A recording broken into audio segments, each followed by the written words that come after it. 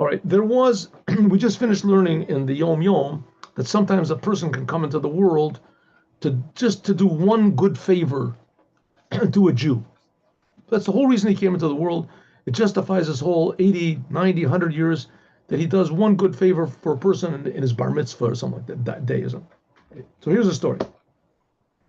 Once there was a person, not a Chabad Chassid, I don't even know if he was religious.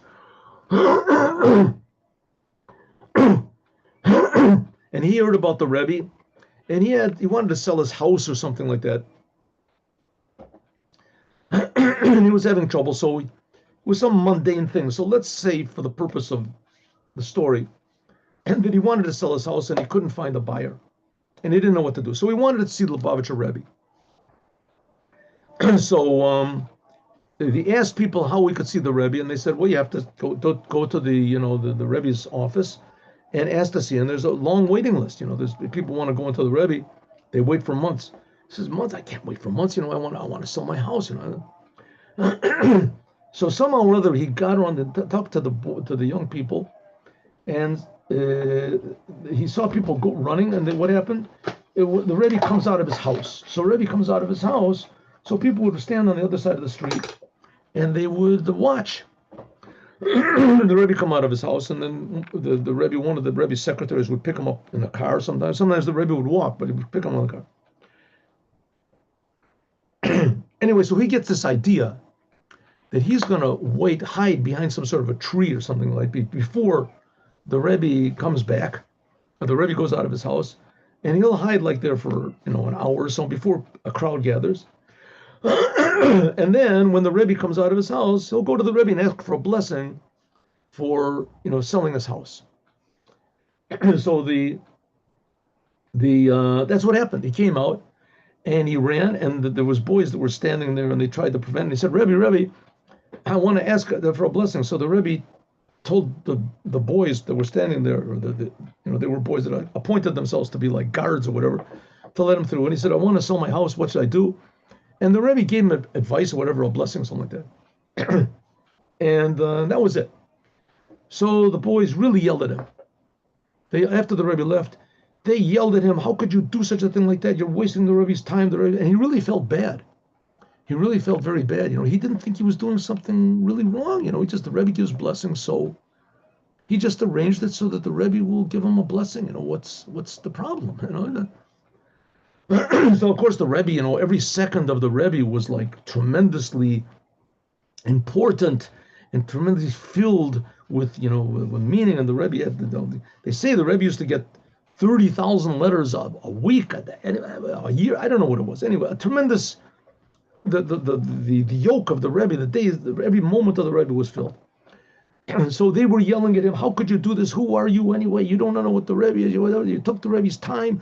Who knows what tragedies occurred because you took the Rebbe's time from he could have blessed other people, could have done this. And they yelled at him, screaming. The guy felt so terrible. He felt really very bad. And he thought, he has to, ask for forgiveness. And they say, what was so important? Someone was dying. No, I wanted to sell your house. You want to sell your house. There's people's lives depend on it. And you sell this house. Anyway, so the person really felt bad. He didn't realize, it was such a tremendous, catastrophe. So he wrote a letter to the Rebbe, and he asked for forgiveness, and he asked for this. And the next day, I think it was, that the Rebbe came out of his house, and he saw the same fellow came the next day or a week later, whatever it was, and he saw the fellow standing there, and the Rebbe, this is the way I heard the story, and the Rebbe motioned to him. And the Rebbe said to him, he said, listen, I'm sorry, Rebbe, I didn't mean it. I didn't mean to. And the Rebbe said to him, you have nothing to apologize for. He said, you should know that a soul comes into the world 80 years, 70 years, 80 years, in order to do a favor for one Jew. It could be that you're the Jew, you're the reason that I came. That's what the Rebbe said. It could be that you're the reason that I came into the world to do a favor for you. That's the whole reason I came into the world, was just to do you a favor. So don't feel bad. Story. End of story. What does the story mean? And the Rebbe did a lot of good deeds. Helped a lot of people. He answered hundreds of letters, and every day, thousands of it. They say that the Rebbe received hundreds, even thousands of letters every day, and that the Rebbe read everyone. He didn't answer everyone, but he read, and everybody received their answer as much as they could. There's certain things that the Rebbe couldn't help, but the Rebbe nevertheless said that this one person that he asked for such a thing, he could have gone to a real estate agent and asked him how to sell his house. The Rebbe said, no, it could be for that reason. That's the whole reason I came into the world, just to help him. Now, the Rebbe wasn't just saying this to make him feel good. That's not the way. The Rebbe could have said, listen, there's a sign, there's a saying, that this, and so even one good deed. The Rebbe said, it could be that you're the reason that I came into the world, right? To do one good deed.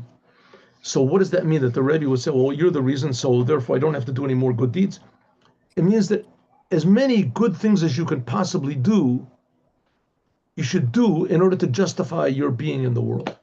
Because it could be that a person will come into the world and God gives a person 80 years and he doesn't do the thing that he's put into the world for. And that's the whole idea of reincarnation, that the soul comes back into the world, Gilguli Neshamot, that it comes into the world to do the things that it's supposed to do. Have a good day with Mashiach now, and we'll meet tomorrow 8:15. Shalom uvracha. Well,